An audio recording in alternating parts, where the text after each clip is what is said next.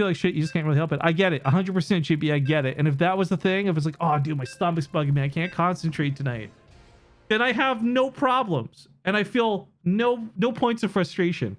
But it's more to the point that I contacted 2 other players to have them on standby in the event somebody couldn't play due to the times. And that's the part that kills me. If he didn't say anything about the time, I would have been like, ah, whatever, dude. See you tomorrow. Good luck. Feel better. Anyways, let's get back to it. No point getting hung up on the negative. We got some good games ahead of us. These 2 actually played one another in the very last Open Cup qualifier we had leading into this. If you didn't see that one, Future lost. But Future played really weird. So I'm excited to see what is possibly a more standard and more regular version of this fella. To the top right, the Red Terran player, Future. And his opponent to the bottom left, we have the Blue Zerg. Psystorm Gaming Silky.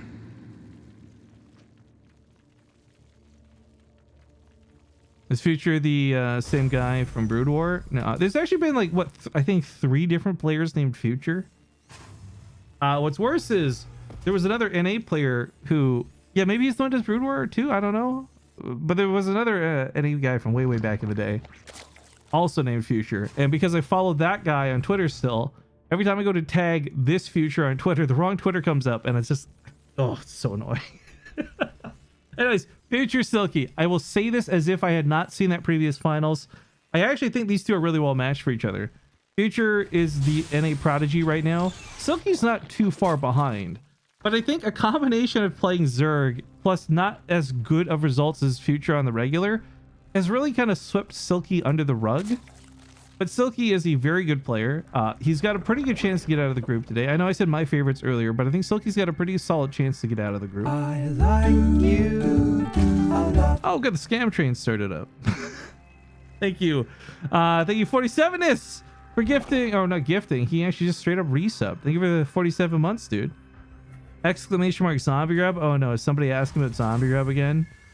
Do they know that we genetically engineered a clone to replace her after I killed the real one? Oh wait, they oh.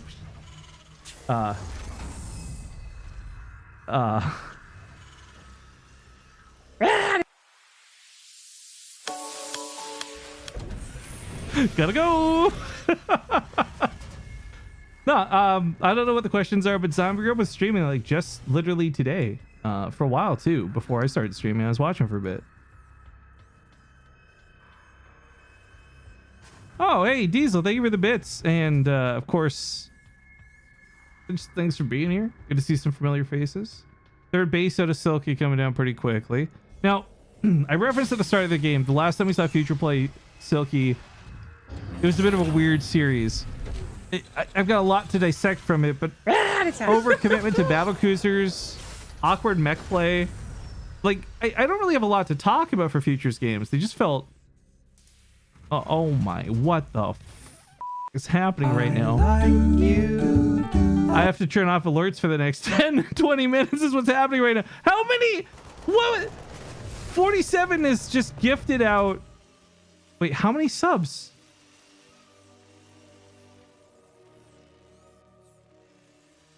Wait, that's emote shared. How many subs was that for? It's not actually showing me the total number. How many subs was that? 47 is? What the fuck? Mike Zekov, thank you for 1,000 bits. 47. Oh my god. 47. Oh my god, you are such a memer. Holy crap. Okay. 47 is just gifted out 47 subs, which is a substantial amount of money. But for his 47th month resubbing, holy meme, dude. That is some meta meme build right there. Dude, thank you so much for gifting out the subs. Obviously, if you guys got a sub, make sure you thank 47 is in the chat. But this would be the most appropriate time, if ever, to plug 47 as his art on his DeviantArt. And he does like stuff on Twitter. You should check him out sometime. He's fantastic. He's talented and apparently way too generous. Thank you, dude. And of course, Mike, thank you for the 1,000-bit follow-up to that. Sadly, all these bit alerts are going to be missed on the... I got to leave the alert thing off. It's going to be going off all game. Thank you, thank you. Sickle as well for the 100 bits. Oh wait, Shiny 7 tiered 1500. I didn't even see that. Got mashed in the fucking spam. To be honest, I never thought we'd all be here this long. God damn, dude. Thank you, 47ness. Now look, there's a drop going across the map right now. Sorry, I never. Oh god, this is how you ruin a VOD. You fucking make me talk about the subs all day. Everyone in the YouTube comment section gets so mad about this all the time. I'm sorry, guys, but for those who don't know, like 47 subs, that's like a couple $100 at least. I don't even know the math off the top of my head. That's an expensive thing to do. So like, worth acknowledging. Thank you again, dude. JB, thank you for the 100 bits as well. Thank you for, if I've missed anything from anybody, thank you. You have my gratitudes. I appreciate you all, but I got to juggle this game and all this. So let's focus on this for now. We'll talk about the other stuff after. This push from Future is not that dangerous. In fact, with creep being out where it is, I think the Banelings could take a fight here. Oh my god, I just realized with all those gifted subs, did we actually max out the scam train? Level 5 complete. Great. Now everybody gets these really stupid looking emotes. 47 is the gift that keeps on giving. We actually have 1-1 coming up for Silky at a pretty good timing as well. 1-1 for Future as, oh, I guess also. But I think what's really important is Future has to be very cautious, right? Like, oh, Silky has to be careful. It doesn't lose too much to nothing. Because he hadn't cleaned up any of his creep tumors yet. Once the creep is cleaned up a little bit, there's more area to fight with and better area to fight on. But one thing that's been pretty remarkable from Future through these fights, not today, obviously, it's the first time we're seeing him do this today, but he's been really good at bailing focus fire. It's been really fun watching. I mean, there's some mistakes and he's not perfect, but when Future is nailing it, he's nailing it. And sometimes players just need like to warm up, get their fingers ready, whatever the micro mechanics are. But I have full faith in Future to take a good battle. As long as he's paying attention, of course. Now, the bigger question is, how does he plan to deal with Silky's Banelings? Obviously, Marines alone won't cut it. You'll need some kind of siege tank support or Widow Mines or Liberators, but it's not really... You don't go go Liberators to deal with Banelings, guys. Just get better at dealing with Banelings. But the point is, 3 bases are set up. Production should be underway here in a pretty big way. And it's looking like siege tanks, but there's just only the one for now.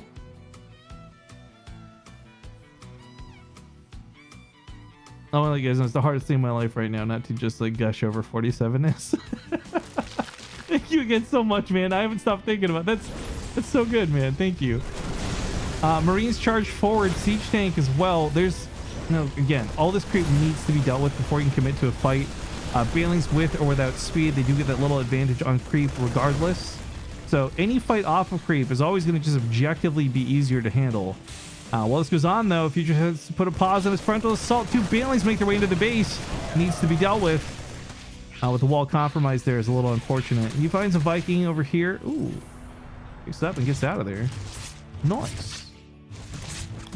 Nice. Kills the Viking, too.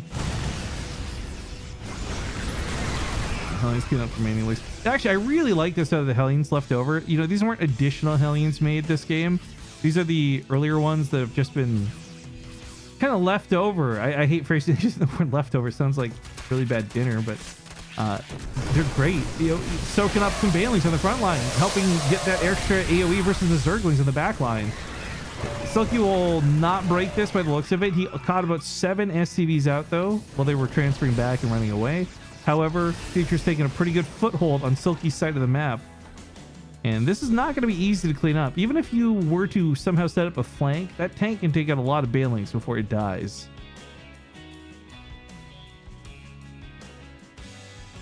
You received a level 5 hype train emote. I couldn't be more enthused. Thank you. Thank you, Twitch, for letting me know. Oh, Banelings to the top side are looking scary. There's that focus fire I was talking about before. Pretty sweet control. Banelings over here. SCVs pulled away. The deepers are lower, but oh god, loses a lot of SCVs. Future, of course, has to focus over here. You can't afford to lose both the SCVs and the army. Oh, it's a tough spot to be in. Silky, though, credit where it's due. Finding these openings is not an easy thing to do. And he has on multiple occasions caught Future off guard on the back lines. Future's SCV count now has been reduced to 44. His income is going to pale in comparison to Silky's. So, really, this is the time for Future to shine. This is the only opportunity he's not going to get blasted by an overwhelming amount of Zerg units. I said a overwhelming, and I hate that I did that because that doesn't sound right, because it's an overwhelming. An overwhelming amount of units.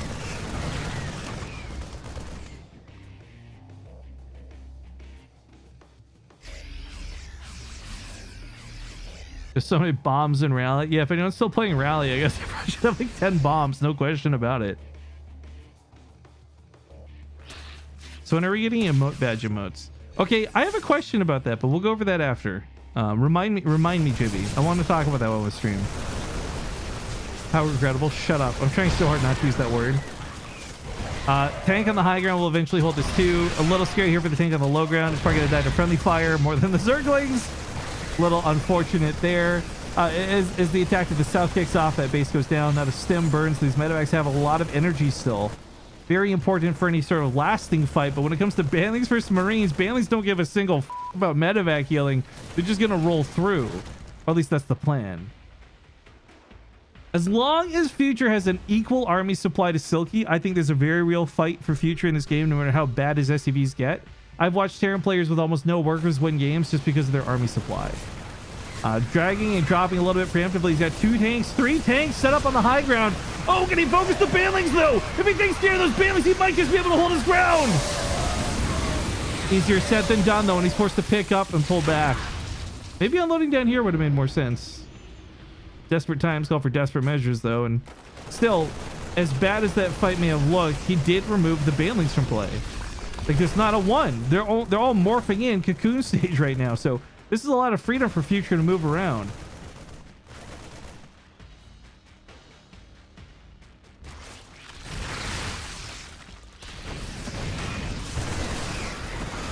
Look at that. He tries to focus right down the Banlings, but he doesn't have the firepower. So that's what I was zoomed in waiting for. Because I said it earlier, Future's been like really about focusing down the Banlings lately. And I think he's gotten very, very good at it. Meanwhile, there's like a couple Zerglings forced out some dead SCVs. The economy was already pretty crippled.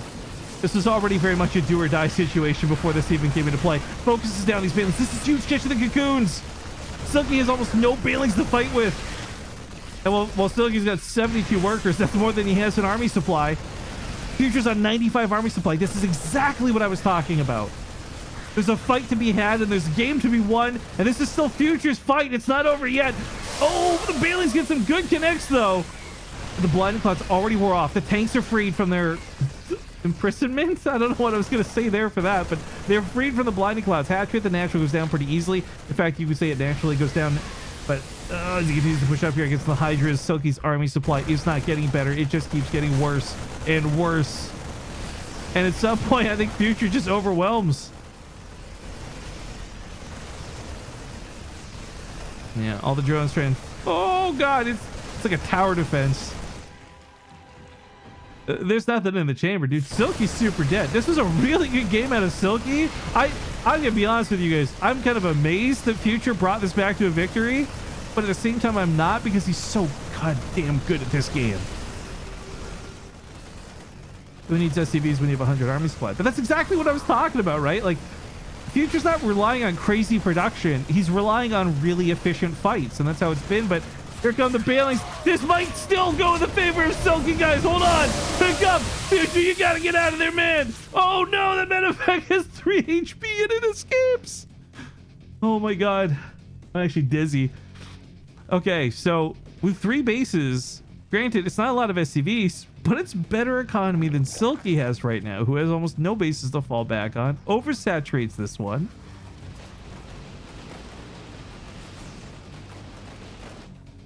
Banling Nest is being remade. So these are some of the last Banlings he has, but 28 Banlings is still pretty noteworthy. I just want Future to build a bunker. Put 1 Marine inside of it. Stop this nonsense with these Lings. But it's a fight off of creep. The splits are so good. GG. Future takes the game. I guess continuing with updates with Jon Snow's forfeiture. Well, we'll say delay. Forfeiture is not the right word, but his forfeiture of tonight means that between him and Special's games being through replays, we will actually not know which 2 players get out of the group tonight, which I think is a little annoying because it also then prevents how much longer it'll take me to plan out the finals. So we're gonna have to look into that, I guess, after. But we can get some score updates for everybody in a moment, because I know somebody was asking about that earlier. I also can turn alerts back on now, I think. Thank you again, 47is dude. Shining 7 also snuck in a tier 3 resub for 20 months through that mess. Thank you very much, dude. But yeah, game number 2. Spawning here to the upper right side of the map, we have the blue Terran player. Future. And his opponent to the bottom left from Storm Gaming, it's Silky. Oh, Boggy Creek Monster just gifted out a bunch of skins. Thank you, dude. Yeah, oh, man, we're so behind in skins. I know the Factory Chan one is past all of the art design phase, and they're just animating it. And whenever they animate it, it'll go into the game. But we still have like 2 other skins we've unlocked.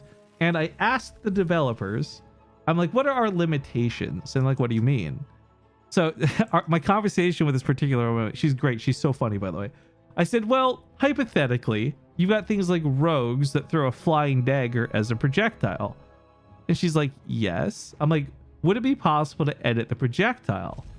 And she's like, well, I mean, we couldn't edit the way it works, but the way it looks should be doable.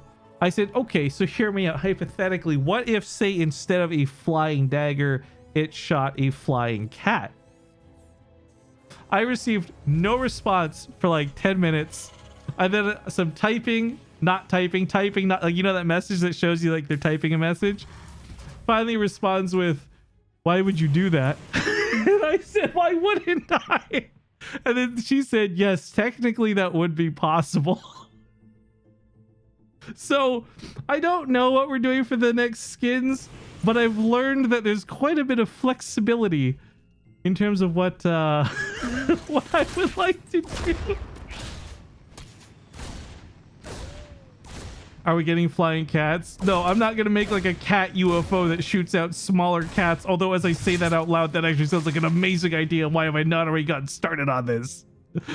But anyways, theoretically we could, yes, do something like that. Hey Brascat, what's up, man? How's it going, you old fart? Rod of Nod asks, what's your favorite Twitch person, or who is your favorite Twitch personality? You know what? Silly answer here. I would say Mizkif. I know a lot of people would probably go right to Doc or something, but I like Mizkif quite a bit. Flying cars or Riot? What is this? The future? Flying cars. Speaking of future, if you guys didn't quite catch that, small engineering bay block to delay Silky. That was kind of a cool move. I like that. Oh, he really wants that SCV. Doesn't quite get it. Shut down. First off, Skull Flame Shield dropped in Ubers and I won it, so now my Paladin is better. Yo, sell me the shield! What the f, Braz? Sell me that shield, you old fogey! Heltling's gonna wrap around to the south side. There's nowhere to really get in here, sadly. Overlord can get a good scout in the main. It's gonna see the tech lab spinning as well, so the fact that it's Banshees. Well, now Future has to pick and choose how he wants to play this. He could cancel this, mind game Silky a little bit, but realistically, Silky seeing this is just going to prompt him to get some more detection, which isn't going to be too painful at the end of the day. Like, layers already been started, right? And spore crawlers aren't going to be too difficult to put down. The Banshee can certainly get some damage done, but fairly limited, so I think committing to it doesn't make a lot of sense. And in fact, he cancels the cloak and goes with just the one Banshee. I think that's a pretty smart way to handle this. Freckles already tried to rob me of it. No, fuck Freckles, dude. Braz, I'll make you mod in my stream, okay? Sell me that Skull Flame Shield.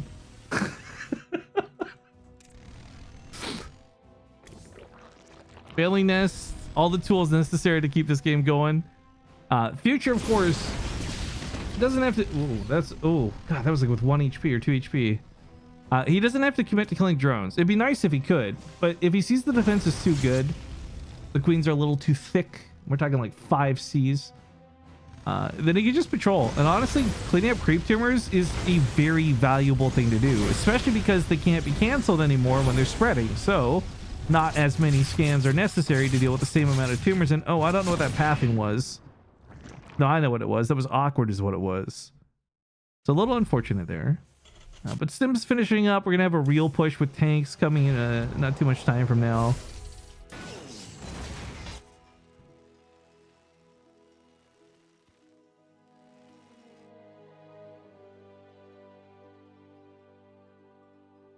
Artemis OP, that's a terrible idea. I won't even read that out on stream. Stop it. We will not be doing that, no.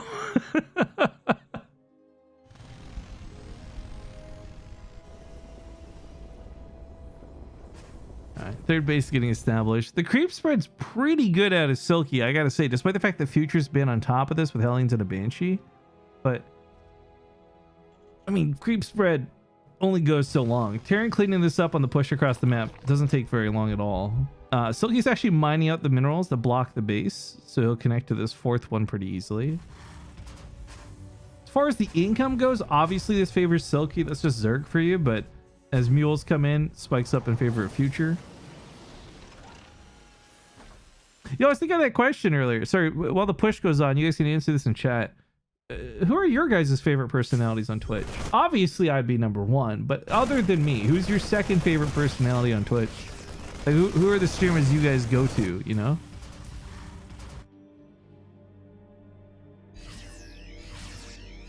Is Stream Raider still a thing? Yeah, it's going on right now, dude. Join up.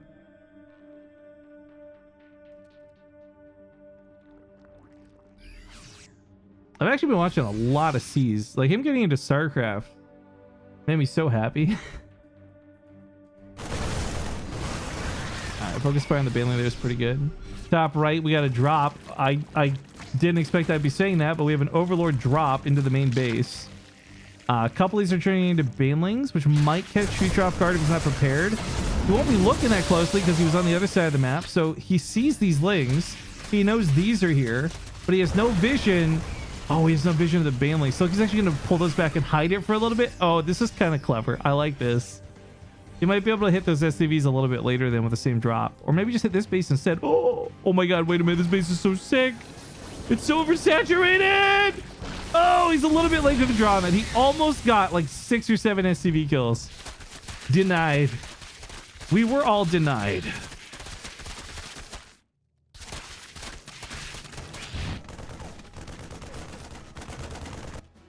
Well, I guess it worked once. We'll try it again. I'm seeing a lot of StarCraft names out of you guys. That's what I find so fast. This is part of what I want to get into. I find it fascinating that the StarCraft community really sticks just to StarCraft. Oh, hold the phone. Big cleanup over here. Both these medevacs unable to do much to support this. If they stuck around, the Hydras would have picked them off.